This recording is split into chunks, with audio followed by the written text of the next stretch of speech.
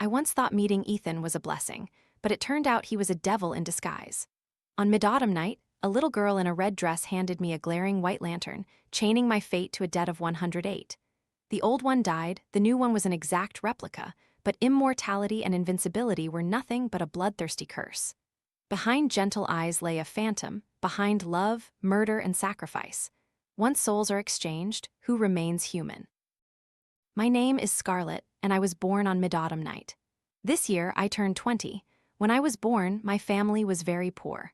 My parents were so swamped with work that they even forgot to get me a birth certificate. It wasn't until later, when I finally got my birth certificate, and the official asked for my date of birth, my father said the 15th of the month. The official assumed it was the solar calendar date and recorded it as such. Our family was desperately poor back then, and I had 2 older sisters.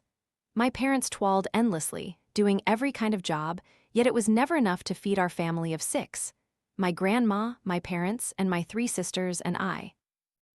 My grandma was an old-fashioned woman who favored sons over daughters. Even 3 obedient and filial granddaughters weren't enough to please her. She constantly berated my mother, scolding her for not being able to bear a son, even pressuring her to give birth to a grandson for her. My mother was incredibly gentle. When Grandma scolded her, she could only cry silently in frustration. Fortunately, my father wasn't like Grandma. To him, all children were equal. What mattered was that they grew up to be filial and caring towards him. If it weren't for my father's respect for my mother, with Grandma's constant nagging, my mother would have probably taken us 3 sisters and left long ago. My sisters never knew what it was like to have a birthday party, from childhood to adulthood. Many times, seeing my sisters scolded by Grandma, I felt so much pity for them and anger towards her. I was luckier because I was born right on mid-autumn night. With all the available cakes, candies, and fruits, my parents would always celebrate my birthday then. Grandma never objected either. Father told me that when I was 3, Grandma went to the temple to have her fortune told. The fortune teller said I was the family's lucky star, so Grandma didn't scold me as much as she did my sisters. Our house was in the most desolate part of the village. Behind it was a stream, and after crossing it and walking a bit, you'd reach the mountains. At night, all sorts of sounds echoed into the house, clear as day, sometimes frogs croaking, sometimes owls hooting, sometimes cats wailing. Now that I'm older, I find it a bit less frightening, but as a child, those eerie sounds truly haunted my childhood. On mid-autumn night, when I was 18, I was preparing for college. My oldest sister was 22 then, and my second sister was 20. Both of them, after finishing high school, married early, choosing men from within the village. Partly it was because our family was too poor to support them through university, and partly, perhaps, they wanted to escape this house early, to no longer endure Grandma's daily scolding. On mid-autumn night, my 2 sisters visited for a short while, gave me a birthday gift, and then immediately returned to their husbands' homes. Grandma and my parents had gone to bed earlier. Alone, I sat in the courtyard, gazing at the moon, my heart filled with dread that my future would be just like my sisters know: university, an early marriage, a life confined to this tiny village. I couldn't help but burst into tears. Suddenly, singing echoed in my ears. I recognized it as the sound of the village children, singing and celebrating Mid-Autumn Festival. I got up and walked to the stream behind the house to watch them play. Each child held a lantern, singing cheerfully. Lanterns of green, red, yellow, all colors and types made my head spin. Suddenly, I noticed a little girl walking at the very end, holding a simple white lantern.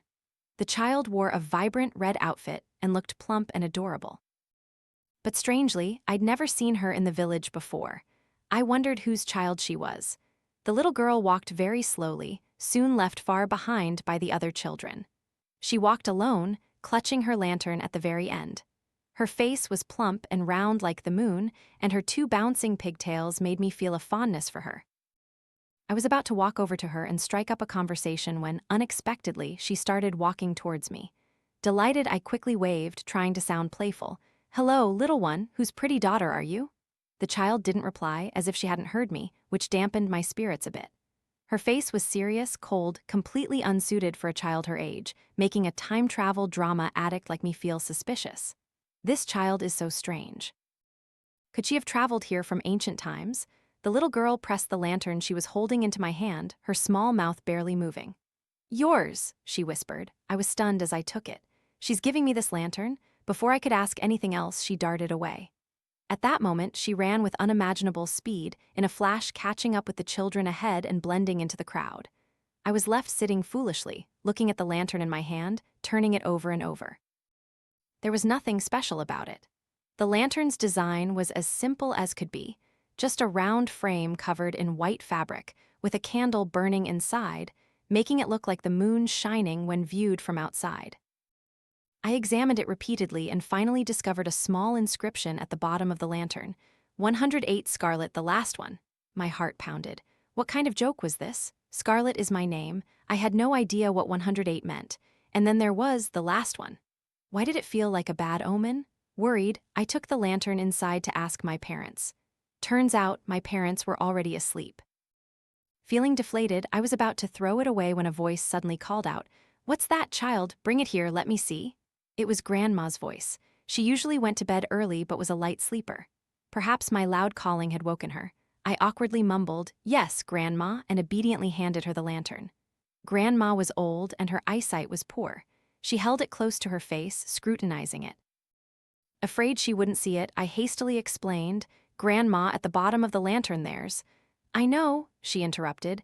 "Go to bed now." I grumbled a yes under my breath and quickly went to sleep. This damn lantern was making me so anxious. The next morning, I woke up to find the lantern hanging in front of our house. Grandma seemed very fond of it, even regularly changing the candle inside. It looked like she intended to keep it hanging there permanently. I tearfully told Grandma about the strange child from last night, but she waved her hand dismissively, saying, "What's there to be afraid of with a child? Do you think I would harm my own granddaughter?" Hearing that, I could only nod, but a nagging worry persisted in my heart. From that day on, unexpected good fortune graced my family. My father went to the mountains and dug up a very large ginseng root. He asked an acquaintance to take it to the city and sell it to some wealthy people. The money he earned was so much that he himself couldn't believe his luck. A few days later, Father went back to the mountains and dug up a second ginseng root, even larger than the previous one. This time, Father personally went to the city to sell the ginseng. Because Grandma had warned him to keep it a secret, as too many people knowing wouldn't be good. Just like that, within a month, my father had dug up a total of 18 ginseng roots. The money earned was not only enough to build a new house and buy a new car, but also to put aside a substantial amount in savings. I didn't understand what kind of luck my father had stumbled upon to be so fortunate. That day, I timidly approached my father and asked, "We have so much money now, can I go to university in the city?" My father didn't even have to think. He agreed immediately. I was very surprised and asked again just to be sure. Because Father was very obedient to Grandma, if she didn't agree, I wouldn't be able to go to university and would have to marry early, just like my two sisters. My father told me not to worry at all. It was Grandma herself who told Father to let me go to university, saying that this stroke of luck was thanks to my fortune. I was so shocked my eyes nearly popped out. How could it be my fortune? I looked at the white lantern hanging in front of the house, my suspicions deepening. That was 2 years ago. Now I'm 20, a second-year fashion design student. Every year, when Mid-Autumn Festival approached, no matter how busy I was, I tried my best to go home and celebrate with my family. Partly because I felt very lonely living far from home in the city, but also partly because I felt worried and scared. Because every Mid-Autumn Festival, for several nights leading up to it, I would have a strange dream. A tall, well-built man wearing a half-mask, holding a white lantern identical to the one Grandma hung in front of our house, would wave to me, "Scarlet, come with me." I'd awkwardly ask again, "Who are you? I don't know you." He would just smile, the uncovered half of his face revealing exquisite features. Honestly, if I wasn't so haunted by that white lantern, I probably would have followed him out of sheer attraction. This year, on Mid-Autumn, Father suddenly called me and said there was no need to come home. I panicked. Why would Father say that? Did the whole family not want to see me anymore? Despite my crying and pleading in every way, even admitting in desperation that I was terribly afraid of ghosts, I wanted to go home to feel safer. Yet Father coldly refused, saying I was grown up, 20 years old, and asking to come home to my parents just because I was scared of ghosts would make the village kids laugh at me. I felt frustrated and helpless. As Mid-Autumn approached, those dreams became more frequent. I didn't even have to wait until night. If I napped during the day or dozed off in class, I would still have that dream. All my friends had boyfriends, and they all had dates for mid-autumn night. I had no one to stay with to feel less scared. Going to the library to study on mid-autumn night would be too embarrassing. Suddenly, I had the idea to go to a bar. There would be lots of people and lively music. I wouldn't have to worry about ghosts. On mid-autumn night, I hesitated in front of the bar, weighing whether I should go in. The security guard looked at me in confusion, puffing on a cigarette, and asked, "Hey kid, are you going in or not?" I turned to him. I was 20 years old after all. Being called kid wasn't comfortable at all.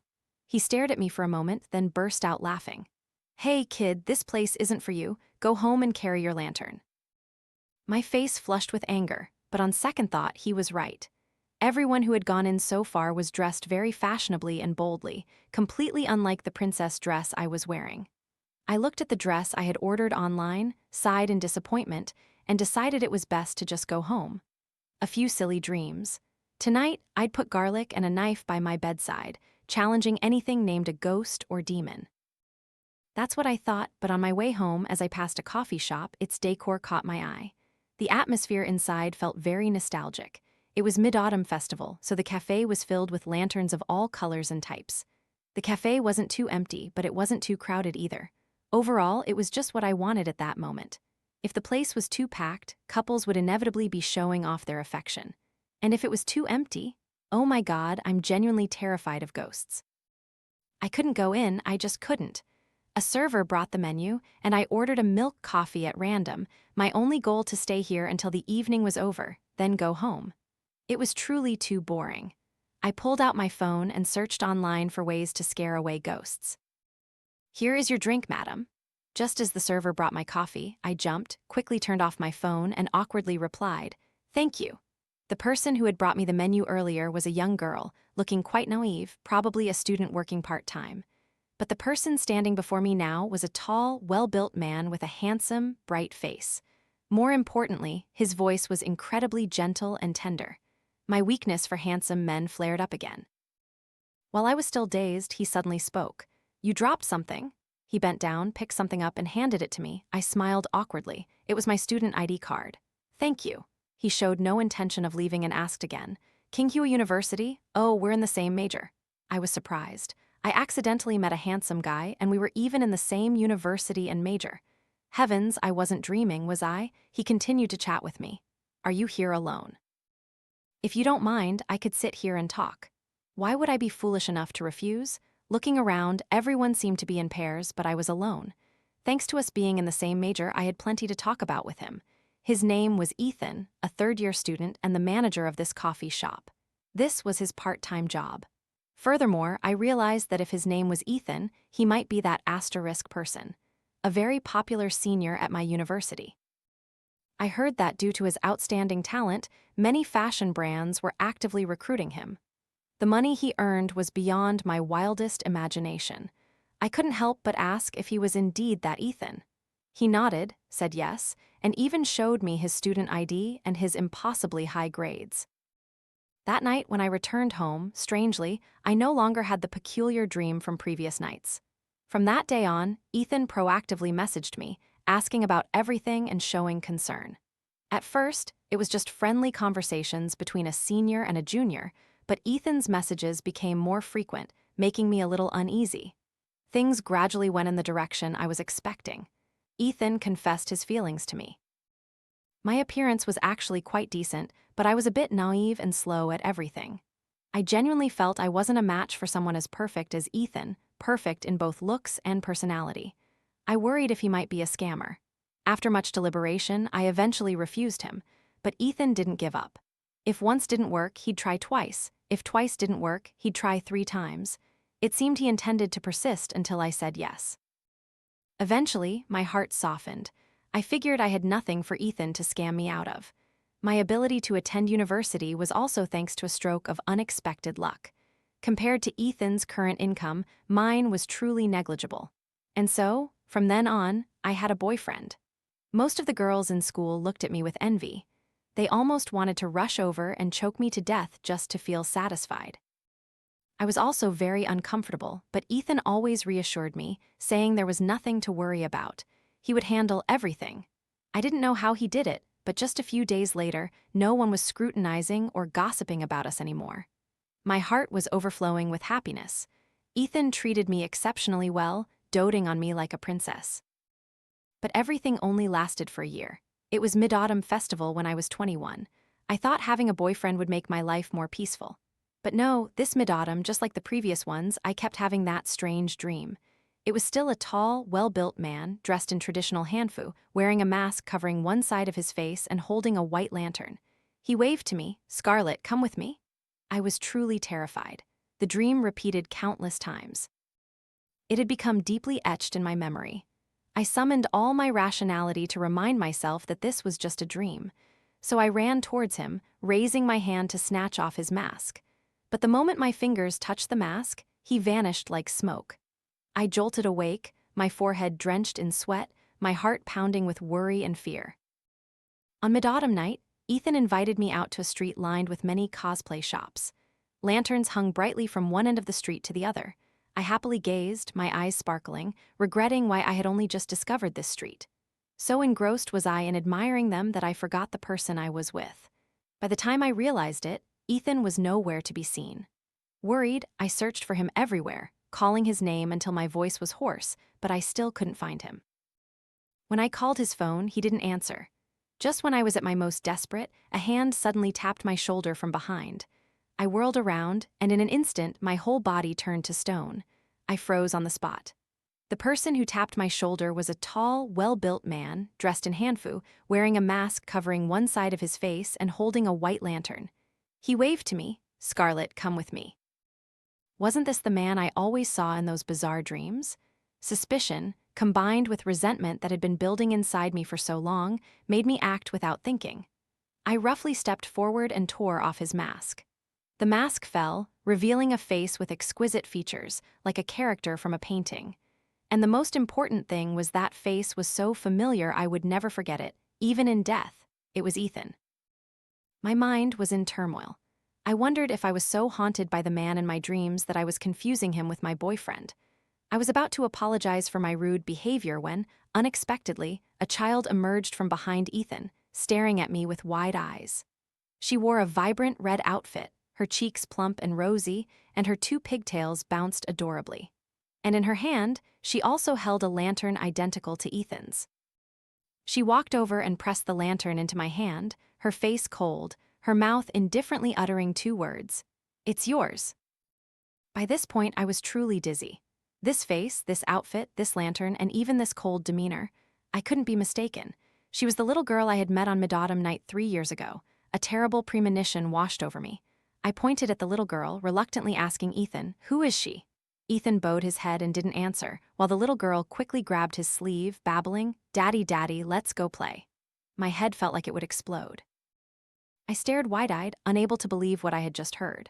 What did this child just call my boyfriend? Daddy? Ethan already has a child, and she's this old, so he had been deceiving me all this time. I tried to keep calm, turning to press Ethan for answers. "Is she really your daughter? Are you already married? If not, explain yourself immediately." He still bowed his head, refusing to answer, even as I repeated the question like a madwoman. Disappointed, I slapped him and furiously walked away.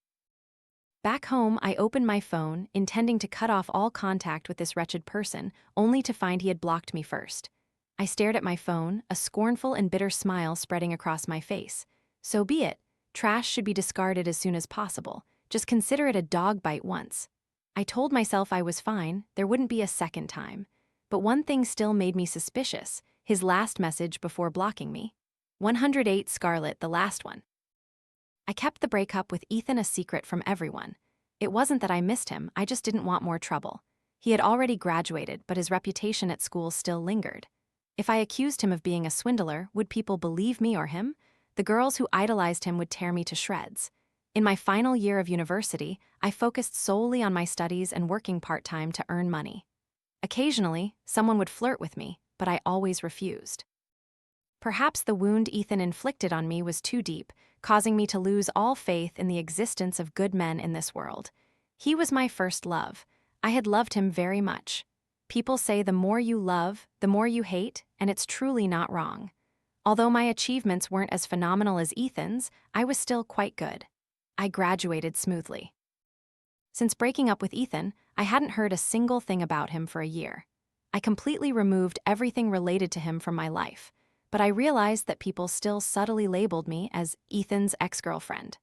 Fashion brands that had previously collaborated with Ethan contacted me, expressing a desire to work with me. As a fresh graduate, unexpectedly getting such a lucrative opportunity, why would I be foolish enough to refuse? Sometimes I felt embarrassed having to rely on a connection to my ex-boyfriend to advance my career, but I just shrugged it off. Whatever he owed me, no amount of repayment would ever feel enough. Until one day, Mr. Victor, the owner of Victory Fashion, a rather reputable brand, called me. "Miss Scarlett, I heard you used to be Ethan's girlfriend." Hearing Ethan's name, I immediately felt annoyed and replied coldly, "That was in the past, we broke up." Hearing that, he seemed disappointed but still pressed on, "Do you still have contact with Ethan?" I flatly replied, "No," he sighed. "Honestly, I don't understand what happened. For a year now, he's vanished without a trace. We've tried every way to contact him, but nothing, as if he's disappeared from the face of the earth." "Miss Scarlett, please don't be upset by what I'm about to say. You might not be Ethan's equal, but I can confidently say that among young designers today, if Ethan is number one, you are definitely number two. We'll still have a good collaboration."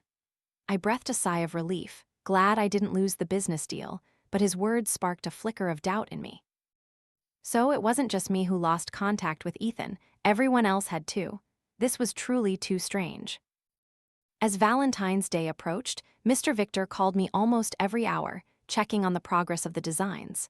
Without Ethan, I was the company's trump card, my career soaring like a kite in the wind. But life is never that smooth, is it? At this moment, a mysterious new fashion brand emerged with a very strange name, 108. The appearance of brand 108 caused Victory's revenue to visibly plummet. I already had a prejudice against the number 108, and combined with the pressure from the company, I was almost driven insane. I told myself that if I ever met the person behind 108, I would definitely confront them.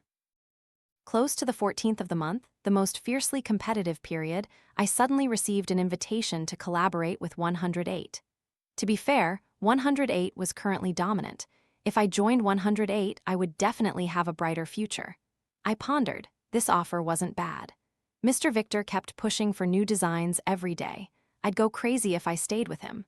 I planned to negotiate with 108 first. If it went well, I would join 108. Otherwise, I'd stay at Victory. Either way, I had nothing to lose. The time and place for the meeting were also very strange. The evening of the 14th at that coffee shop. That coffee shop was where I first met Ethan. Heavens, I already felt uneasy, but thinking about the benefits I would gain if the negotiation succeeded, I calmed myself down. He's just a wretched ex-boyfriend. How could he affect my life? I stepped into the coffee shop. The strangely silent atmosphere sent a shiver down my spine. How could there be no one in the shop? There were no customers, not even a single server. It was evening, and the lights weren't on except for a single candle on a table in the middle of the shop. There was no other light in the entire space. Trembling with fear, I considered just leaving. In this world, I only loved two things, money and handsome men, but everything still came after my fear of ghosts. I was so scared my legs were trembling, unable to stand steady. I painstakingly dragged myself towards the exit door. Suddenly, a gust of wind howled outside, scaring me so much I nearly stumbled and fell. Just then, the only candle in the shop suddenly flickered out. I shut my eyes and crouched down, unable to hold back my tears. Someone's laughter echoed in my ears, followed by an icy hand grabbing my wrist. Terrified, I desperately tried to pull my hand away. The person laughed even louder. With several whoosh sounds, rows of candles suddenly lit up around me, forming a heart shape, encircling me and the person in the middle. Only then did I compose myself and carefully observe the person. It was a man, dressed in a polite suit, tall and well-built, but strangely, he wore a mask that completely covered his face. I was about to scream when he spoke. "Don't be afraid. I am the owner of fashion brand 108, the one who invited you here today." I was speechless.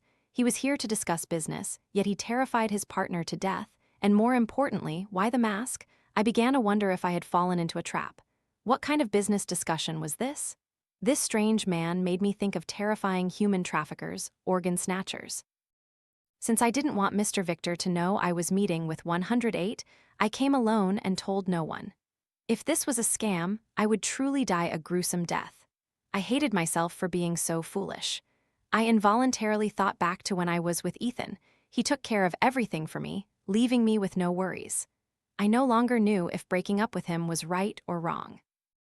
The man pulled me onto a chair and began, "I am the owner of Brand 108 and also the owner of this coffee shop.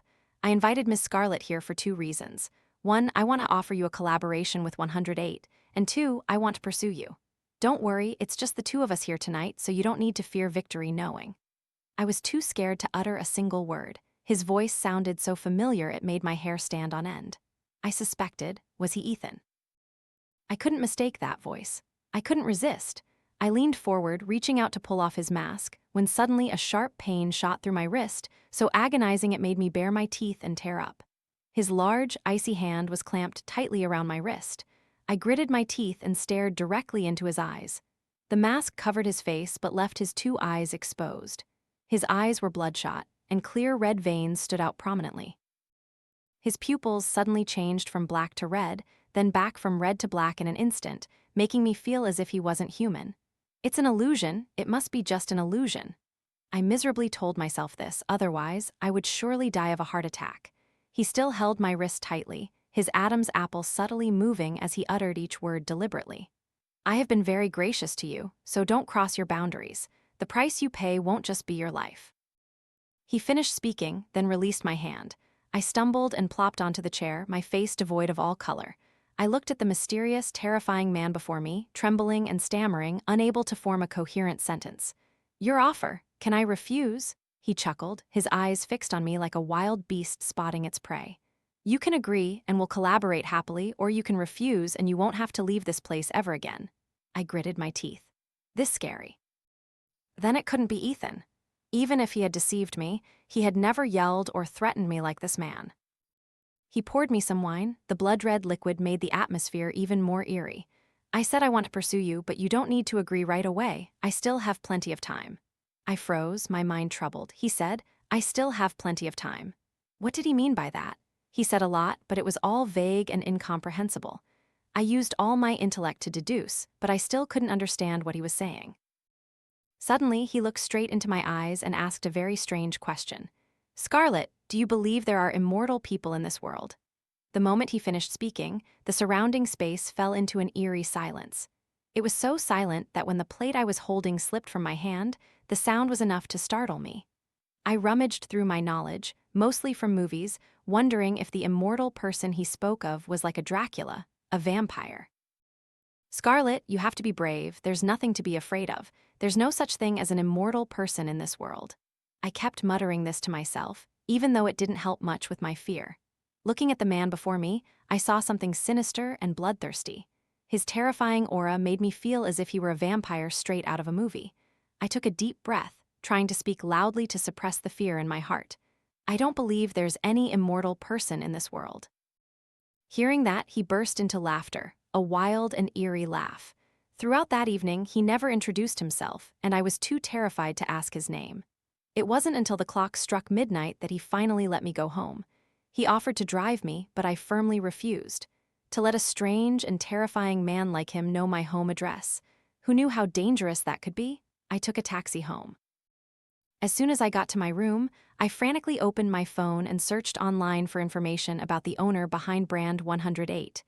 The result was that all information about him was kept secret, not publicly disclosed. I was both disappointed and apprehensive. At times like these, I couldn't help but terribly miss Ethan. During our relationship, he was always there, caring for me. If it weren't for the sharp horns he'd put on my head, my memories of him would probably have been perfectly flawless. I scolded myself for being so emotional, trying to get into bed and close my eyes to stop thinking about Ethan. But every time I closed my eyes, the moment face-to-face with that man reappeared vividly in my mind. His eyes were bloodshot, and clear red veins stood out prominently. His pupils suddenly changed from black to red, then back from red to black. I was terrified to the point of hysteria. I quickly sat up, turned on all the lights, rummaged through my drawer, took out a small bottle of pills, and shook 2 into my hand. I stared at the 2 pills, and just as I was about to swallow them, a faint voice echoed in my ear. "Don't take sleeping pills anymore." I froze. That was Ethan's voice. I had developed a bad habit since moving to the city and living away from home. Whenever I couldn't sleep, I would take sleeping pills, sometimes not even paying attention to the dosage. Whenever Ethan caught me, he would say that to remind me. My hand still tightly clutched the 2 pills, my heart pounding with fear. I told myself I must be hallucinating.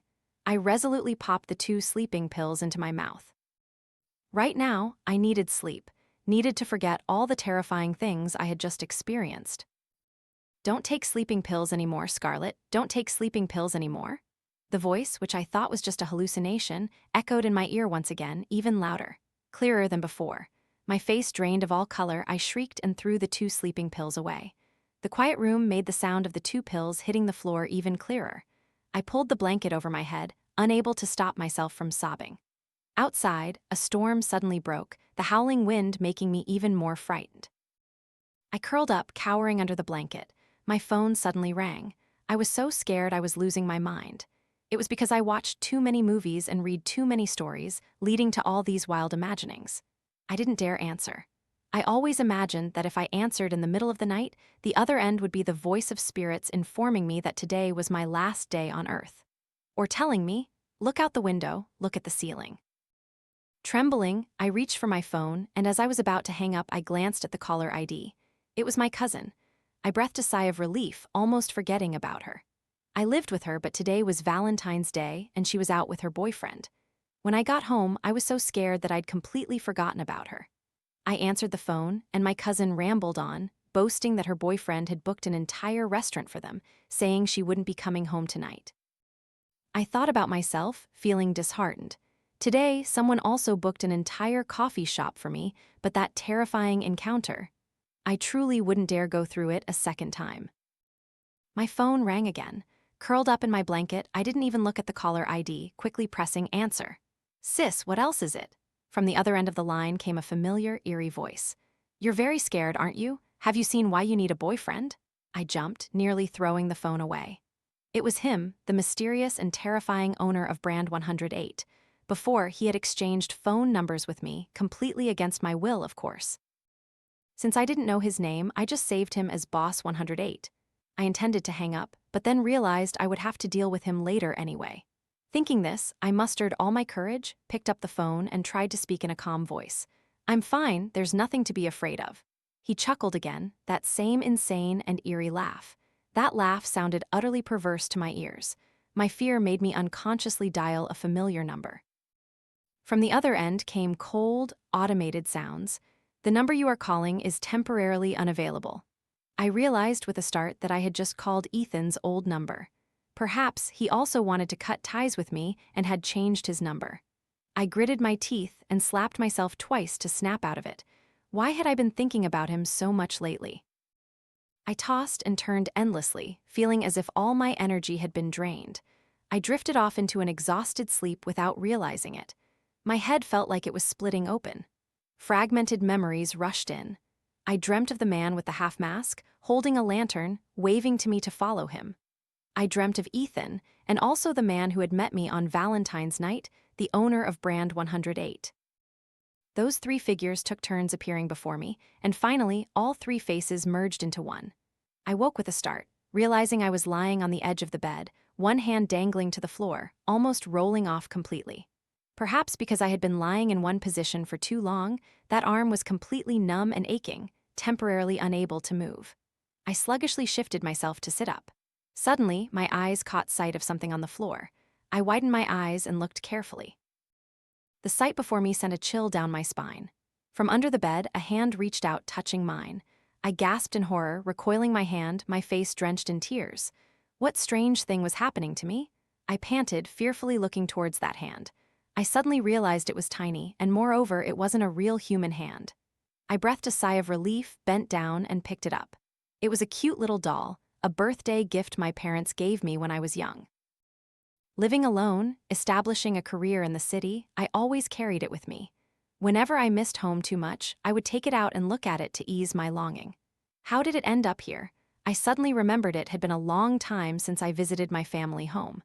That place was still the most peaceful. I decided to go home for a few days. Once my mind was clearer, I would return to the city. While I was packing my things, my phone unexpectedly rang. I saw the caller was Mr. Victor. My heart skipped a beat. A sudden dread struck me. Had he found out I wanted to leave Victory and join 108? I hesitated for a long time but still answered. Scarlett, I have 2 invitation tickets for a fashion event in Italy, and I'd like you to come with me. I breathed a sigh of relief. Turns out I was overthinking it. He still didn't know. Thinking about how he had drained my energy for too long, combined with my determination to go home right then, I flatly refused. 3 days later, I was living peaceful days at home. Since my family prospered, my father opened a general store. Besides helping my parents with the store and household chores, I had nothing else to do. In the evenings, I'd relax, browse the internet, and check the news. Today's hottest news made me shiver with dread after reading it. A flight from Beijing to Milan crashed, injuring many. 1 person even died. Since the passengers on the flight were mostly people from the fashion industry attending the event, the specific news quickly reached me. That flight was the very one Mr. Victor had invited me to join, and which I had refused. I was both relieved and terrified. That bizarre incident on the night of the 14th of February had unexpectedly saved my life. I heard that Mr. Victor was severely injured and in a coma. His condition was reportedly not very promising, but the news that made my hair stand on end was about the sole fatality on that ill-fated flight. The police were involved, and newspapers vied to report. The body of the unfortunate victim was unidentifiable. However, through his identification documents and flight ticket information, they confirmed it was that asterisk person, an old acquaintance of mine. The man who had cut off contact with everyone, who seemed to have completely vanished from my life. I don't know why, but lately I kept feeling like I missed him. Almost every night, I would dream of him. Ethan. The unfortunate victim was indeed Ethan, my ex-boyfriend. Thanks to Ethan's death, the doubts in my heart were resolved. Ethan and that mysterious man were 2 different people. I breathed a sigh of relief. If those 2 were the same person, I wouldn't know how to face him. My mind was filled with countless questions about Ethan's death. If he was on a flight departing from within the country, it meant he must have been in the country recently. Yet no one knew anything about him? This was truly too strange. I didn't know where he had been or what he had been doing, but for no one to know anything about him was truly abnormal, unless he possessed some hidden power or a bizarre ability that ordinary people didn't have. At this thought, a slight shiver ran down my spine. It really wasn't good to think too much about someone who had died, but my mind still couldn't control itself. I often missed Ethan. I also didn't understand what strange thing was happening to me. Could he be haunting me? I returned to the city. Mr. Victor was very seriously injured. They said he survived, but with lasting consequences. He was paralyzed on one side, and it was feared that the company's business would be affected. Meanwhile, 108 was flourishing more and more. At this point, choosing to leave Victory and join 108 was indeed a wise decision. Although I was still haunted by the owner of 108, I hadn't done anything wrong to him. Just live peacefully and do my job well, that's enough. I had forgotten that evening when he said he wanted to pursue me. He had a huge, luxurious office reserved for me, like a VIP hotel suite, making everyone in the company gasp in awe. Some admired, some envied. Thus, rumors spread that I was climbing the corporate ladder by clinging to their boss. Many people in the company hated me, especially the female staff. That evening, my cousin had a date with her boyfriend.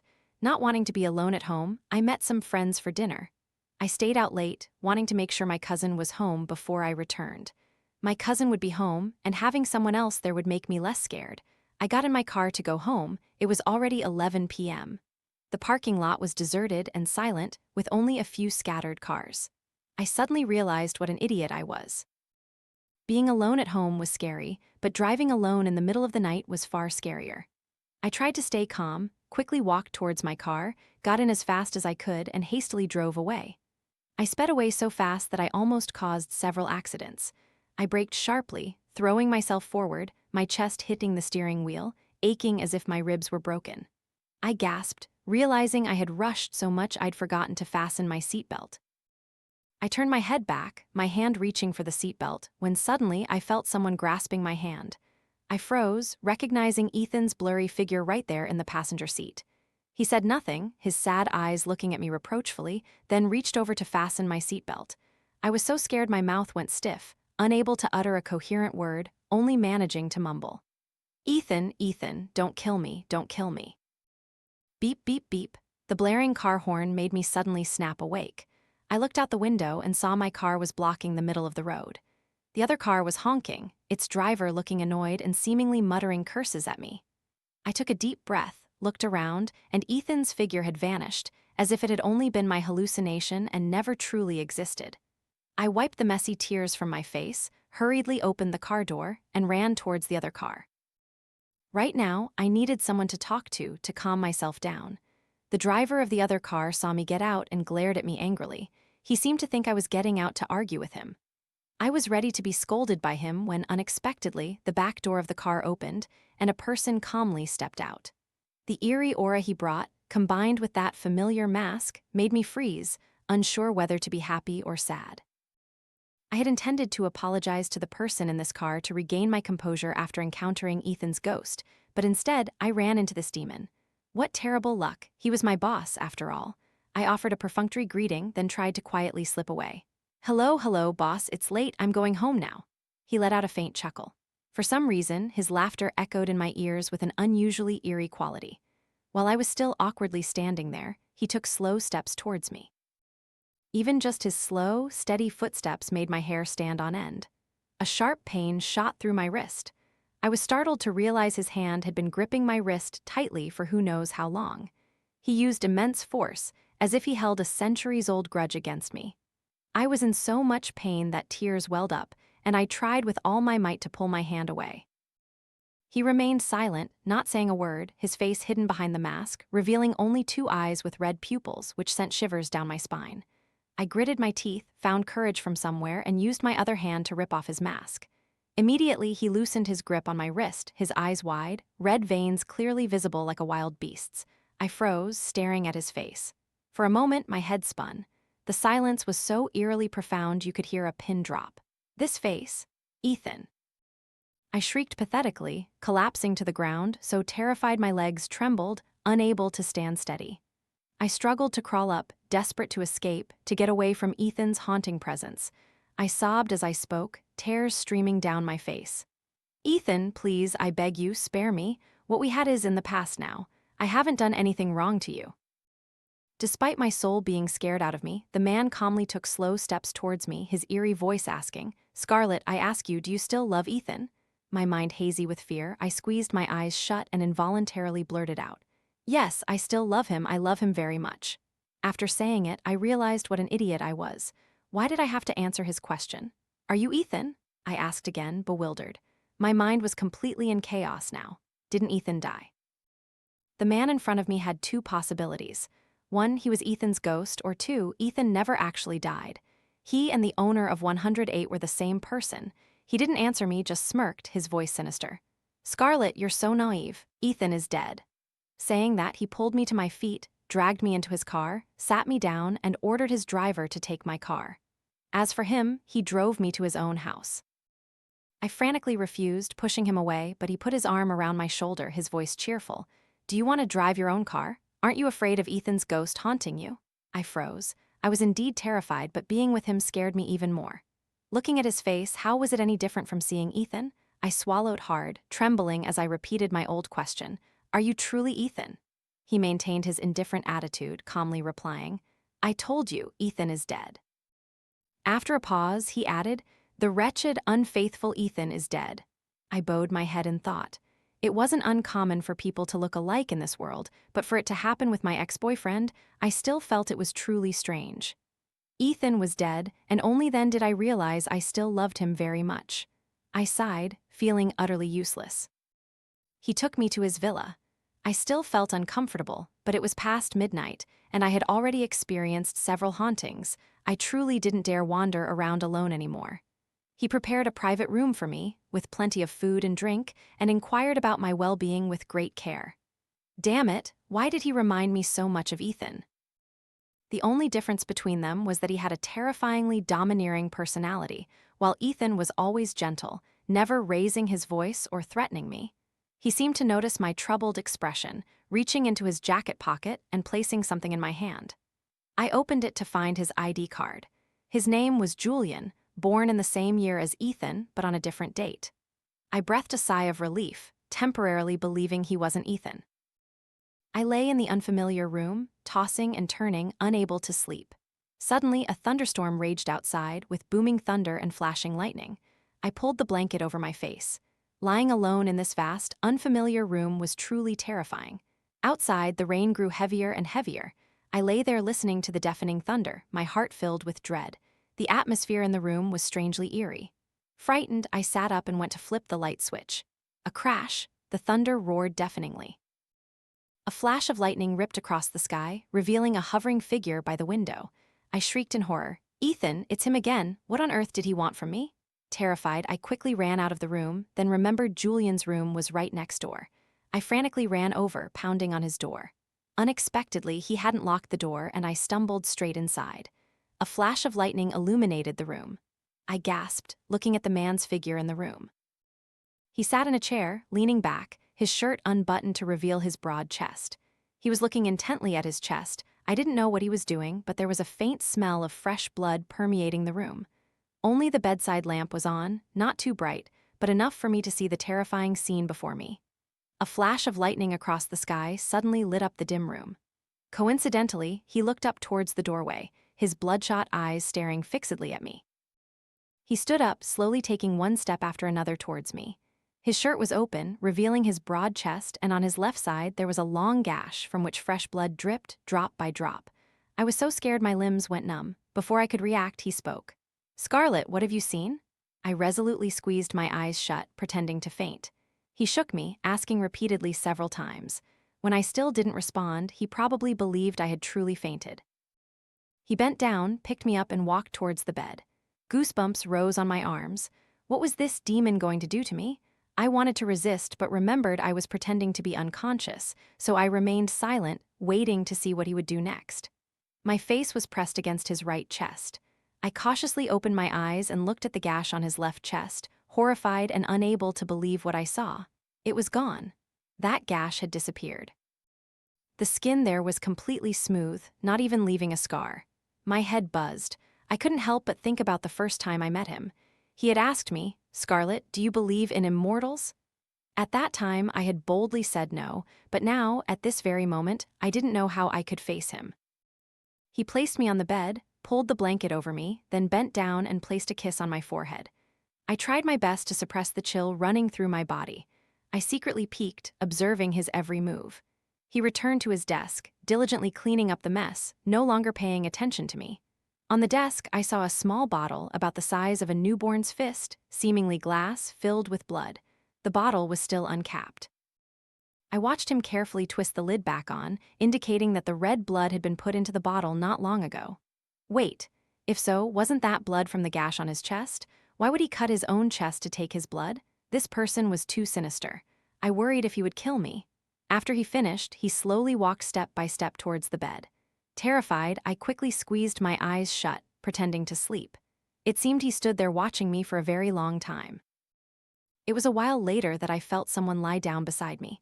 It turns out he got into bed next to me. Goosebumps covered my entire body. I prepared myself to fight to the death if he tried anything inappropriate. But no, he just silently put his arm around me and went to sleep. He didn't do anything else out of line. I was so scared and agitated that I stayed awake almost all night, only drifting off to sleep sometime near dawn. When I woke up, I found myself back in the room he had prepared for me. It was as if last night's events were just a hallucination that had never happened. With an attitude almost of flight, I said my goodbyes and thank yous, then hastily drove my car back home. In the days that followed, Julian checked in on me every day, asking about all sorts of things. It seemed he was deliberately probing me, seeing if I remembered anything from that night. I wasn't so naive as to not realize he had some shocking secret to hide, so I decided to play dumb. Whatever he asked, I claimed not to know. I perfectly understood that knowing too much wasn't a good thing. It could even be life-threatening. He was the mysterious owner of brand 108, who had never shown his face publicly before, but when he interacted with me, he took off his mask. His intention to pursue me became increasingly clear. He cared about me in every way, and with a face that was an exact replica of Ethan's, he made me feel as if Ethan had come back to life, caring for me. I had to admit I felt a slight stir. I didn't know if some invisible force was controlling me, but every night I dreamt of Ethan. Night after night. I was so worried and scared that I grew thin, had no appetite, and constantly lived in a state of anxiety and fear. Seeing me so distraught, Julian had even more reason to care for me. Seeing his sincerity, I thought perhaps he truly liked me. I agreed to be his girlfriend. My decision was also out of necessity. I desperately needed someone by my side to quickly forget Ethan. Although Julian's face was identical to Ethan's, their personalities were completely opposite. I knew he had secrets, but it didn't matter. If I didn't dig into his secrets, he wouldn't harm me. Strangely enough, ever since I became Julian's girlfriend, I was no longer haunted by Ethan. Before, when I was dating Ethan, my parents knew about it, but we broke up before I could even introduce him to them. Now that I was with Julian, he proactively said he wanted to meet my parents. I deliberated for a long time. To be honest, after Ethan cheated on me, I didn't care much for love anymore. I became Julian's girlfriend simply to quickly forget Ethan. I even considered the future. If Julian wanted to marry me, I would agree immediately. Consider it a business marriage, mutually beneficial. And so, I brought him home to meet my parents. I was already 23. In my village, being this age and still unmarried was like being a hopeless spinster. So, from my parents to grandma and my two sisters, everyone urged me to marry quickly.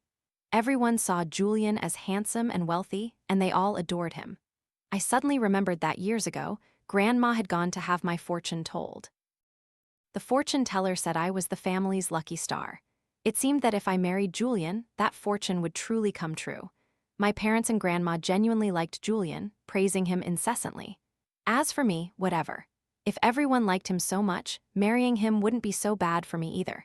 I had lost all faith in the existence of good men in this world. If he betrayed me or cheated, I would just divorce him. I certainly wasn't short on money to support my parents. In contrast to my indifferent attitude towards love, Julian was very serious. Just like that, half a year later, he proposed to me. I was very surprised, but having anticipated this day, I calmly agreed. My parents approved wholeheartedly, and Julian had been an orphan since childhood, with no relatives. The wedding was as good as confirmed. It was only a matter of time. It was currently the 6th lunar month, and my parents planned to wait until after the Hungry Ghost Festival in the 7th month, then hold the wedding in the 8th. Julian said he wanted to hold the wedding specifically on Mid-Autumn Night, my birthday. My parents were naturally moved to tears. Even I was surprised. I hadn't expected him to care about me so much. The female employees at the company were green with envy. They gossiped and slandered me. At first, they were discreet, but later they became more blatant and outrageous. During the Hungry Ghost Festival in the 7th month, my parents warned me not to be too absorbed in work. I should go home right after work and not try to put in overtime. I gave a perfunctory yes. I thought to myself, Julian dotes on me so much, he wouldn't let me overwork. Even if I wanted to work extra, he wouldn't allow it. But unexpectedly, Julian had a schedule, a week-long business trip. Meanwhile, I was preparing to launch a new collection. Honestly, it was only when I was in my office at the company, looking out at the city skyline, that I found inspiration for my designs. Taking advantage of Julian's business trip, without his supervision, I often stayed at the company until late at night before returning to Julian's villa. Living together was inevitable, so I had moved in there after he proposed to me. That day, returning home from work, I saw it was already 8:00 p.m. I planned to go out for dinner with some friends, then head back home. I went to the elevator door and saw a group of female employees also waiting there. I asked, "It's late. Aren't you ladies going home yet?" Most of them spoke to me with deferential attitudes, saying there was a lot of work at the company and they had to stay for overtime. Only one girl, who looked bright and pleasant, spoke with a sharp, jealous tone. "Isn't it thanks to the great designer Scarlett here, constantly releasing new designs, forcing us to work overtime to meet deadlines?" I wasn't a meek, mild-mannered person to let others bully me. I looked sternly at the girl who had spoken, asking sharply, "What's your name?" She scoffed, didn't bother to answer, and strutted away. Furious, I was about to chase after her to confront her, but the other female employees quickly held me back. "Miss Scarlett, don't be angry. That's Luna, the sales manager, daughter of Mr. Feng, the major shareholder." I was annoyed. The daughter of a major shareholder. No wonder she was so arrogant. Although I was Julian's girlfriend, I didn't like relying on him to intimidate others. She must have taken advantage of Julian's week-long business trip to cause trouble for me. I wouldn't let this go easily.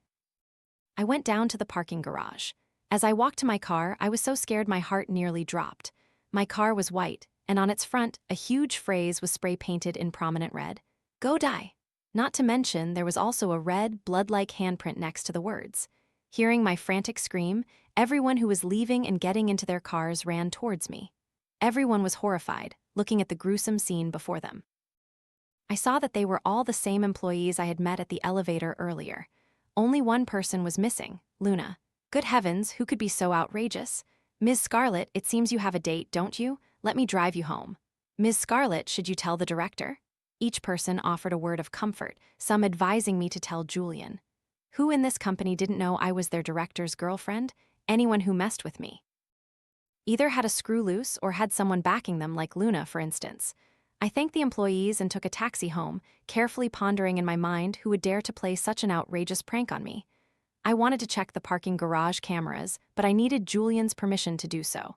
I reluctantly called him. He coldly said, "Leave everything to me." The next day, Luna meekly stood, bowing her head, and apologized to me. Although her attitude wasn't exactly sincere, it was still more reasonable than yesterday. Almost everyone in the company was curious about this incident. Luna was mocked by everyone as a shameless hussy, a homewrecker who wanted to come between Julian and me. A pang of unease struck me. It seemed she really did like my fiancé. I suddenly realized I felt jealous of her. Jealous? Could I actually have feelings for Julian already? And so, Luna and I openly disliked each other from then on. Everyone in the company knew. Julian disciplined Luna very severely. A 50% deduction from 1 month's salary for the first offense, with public disciplinary action announced to the entire company. And if there was a second time, she would be fired, even if her father was a major shareholder. He couldn't save her. The day Julian returned from his business trip, I personally drove to the airport to pick him up. Julian treated me so well, so thoughtfully, I felt I should reciprocate his kindness. But I never expected that trip to harbor danger for me. I had an accident. Throughout the drive, I constantly felt a car following me, stalking me. I was driving at a normal speed, but the driver of that car seemed to have an age-old vendetta against me, recklessly ramming into the back of my car. My car was severely damaged, and I was injured from head to toe. When I regained consciousness, I found myself in a hospital, weak, struggling even to sit up or stand. I saw Julian slumped by my bedside, his face gaunt, his eyes dark with exhaustion. A nurse walked in, and I weakly asked what happened. Only then did I learn that I had undergone several emergency treatments and had been in a coma for 3 days. Julian woke up. His eyes were bloodshot, as if he hadn't slept for nights. I burst into tears. So there were still good men like him in the world? I was still trying to recall everything when Julian spoke. "The person who caused your accident must die." I stared blankly at his terrifying face and murderous eyes, my heart filled with an unspoken dread. I nervously probed, "Have they caught him yet?" Julian replied, "The one who rammed into your car died on the spot, but he wasn't the mastermind." My heart pounded. If that were the case, wouldn't the real mastermind simply find another opportunity to kill me? I also worried that if he found out who it was, Julian would stop at nothing, even commit murder for my sake. That night, someone came to visit me, someone I detested fiercely. Luna. It seemed she had planned this, choosing the exact moment when Julian was busy at the company to come here. She constantly cursed at me, talking endlessly like a madwoman. I had a bad feeling. I yelled for a nurse until my voice was hoarse, but she clamped her hand over my mouth. I was still very weak. How could I fight her off? She quickly bound my hands and feet, then opened her purse and took out a syringe. I cried out in desperate, muffled sounds. That witch Luna had truly gone mad. I watched helplessly as she held the syringe, slowly approaching me, flailing in vain. With a crash, the room door burst open. Julian, along with a team of doctors and nurses, rushed in and dragged Luna out. I was so weak and tired that I didn't even bother to move, letting Julian pick me up, massage my limbs, and meticulously care for me like a baby. Things had come to this point, I wasn't stupid enough not to realize that she was the mastermind behind my accident. Luna. Julian had already ordered an investigation. The syringe she intended to inject me with contained drugs. Luna had also been tested. She was positive for drugs. It was horrifying. If Julian hadn't arrived in time to save me, if that substance had been injected into me. I squeezed my eyes shut in fear, not daring to think further. I still had to stay in the hospital for a while. Julian was always by my side, except when he had urgent work at the company. My parents also made the arduous journey from our village to visit me. They constantly lamented that it was truly unlucky to encounter such misfortune during the Hungry Ghost Festival and urged me to cherish a good person like Julian. Until one night, Julian was sitting by my side, watching me sleep. I was already dozing off when his phone rang. I was woken up but didn't open my eyes immediately, as a premonition told me this phone call was not normal. Indeed, Julian answered the phone and coldly said just one sentence, "Proceed." At that moment, I didn't understand what he intended to do, but when I woke up the next morning, I understood. Luna was dead, having died in prison. They said it was suicide, but there was no specific news on how she did it. A chill ran down my spine. It wasn't that there was no specific news. It was that Julian had blocked the information. This sinister man. How could I still not understand him? I began to be afraid of the love he had for me, his worry, his concern, his meticulous care, but also his willingness to kill for my sake. That night my head buzzed uncomfortably and my whole body ached. I tiredly drifted off to sleep. I vaguely saw Julian constantly by my side, taking care of me, but behind him was a white figure with long, flowing hair and bulging eyes looking truly terrifying. It was Luna. She kept standing behind him. Wherever he got up and went, she would follow. Her hand was always raised, pointing at him, and her mouth mumbled endlessly. "He killed me, he killed me, he killed me." Terrified, I yelled Julian's name until my voice was hoarse, telling him to be careful, but he didn't hear a word I said. Meanwhile, I couldn't move even an inch, helplessly watching her follow and haunt him. She kept pointing at him, muttering, "He killed me," over and over. Then she pulled out a knife from somewhere, stabbing Julian from behind. Red blood splattered, and he fell. Luna remained standing there. She still held the knife, laughing eerily as she walked towards me. I woke up from the nightmare in a fright, opening my eyes to see Julian sitting beside me, looking at me intently, his face filled with worry. Like a child, I clung tightly to him, so scared I spoke incoherently. "Julian, please stop." After saying this, I felt his body stiffen. He stared at me intently, his face cold and terrifying. "Scarlet, what have you found out?" I was speechless. In that instant, I had forgotten that Julian was an incredibly sinister and terrifying person. The things he did could be far more terrifying than I imagined, and whatever secret he was hiding, it was absolutely not to be dug into. My only option was to play dumb, making up a random story to tell. "I dreamt you killed someone. Julian, please stop." His face clearly showed discomfort. He coldly said, "That was just a dream. I'm not that kind of person." I breathed a sigh of relief. I hoped he would change. I was discharged from the hospital, and the wedding day was approaching. I was busy preparing everything. Since Julian wanted to hold the wedding on Mid-Autumn night, my birthday, we needed to prepare a historical-style wedding, which was quite an effort but very meaningful. We would wear traditional ancient bride and groom attire, hold the ceremony in my hometown, making it grand enough for the whole village to gaze in awe, making my parents and grandma proud of me. The 24th Mid-Autumn night, my 24th birthday, would also be the most memorable wedding of my life. Everything would have gone smoothly if there hadn't been an unexpected incident that I never anticipated. Since it was Mid-Autumn night, the children in the village went out to carry lanterns. My family prepared many sweets and treats, attracting them to curiously drop by and join in. The children joyfully called all their friends to come and play. Among that bustling crowd of children, I suddenly saw her. The little girl from all those years ago, the child in the vibrant red outfit, holding the white lantern, whom I had met on Mid-Autumn night when I was 18. She stood among the small children, her face cold, her eerie eyes staring fixedly at me. 6 years have passed. Why does she still look the same, not having grown at all? I was terrified, instinctively grabbing Julian's shirt, my entire body trembling. He looked at me in confusion, asking what was wrong. I fearfully looked towards where the little girl had been. How strange, she had vanished again. I couldn't believe she disappeared so quickly. I searched through all the children in the village, but ultimately, she was nowhere to be found. That night was my wedding night, but I couldn't sleep a wink, my heart constantly filled with dread. I secretly went online, hiding from Julian, to research the condition of not growing. It was a very strange disease, and most people afflicted with it had peculiar temperaments. I pondered whether I could ask Julian to investigate the little girl's background. I drew the little girl from memory and told Julian about her.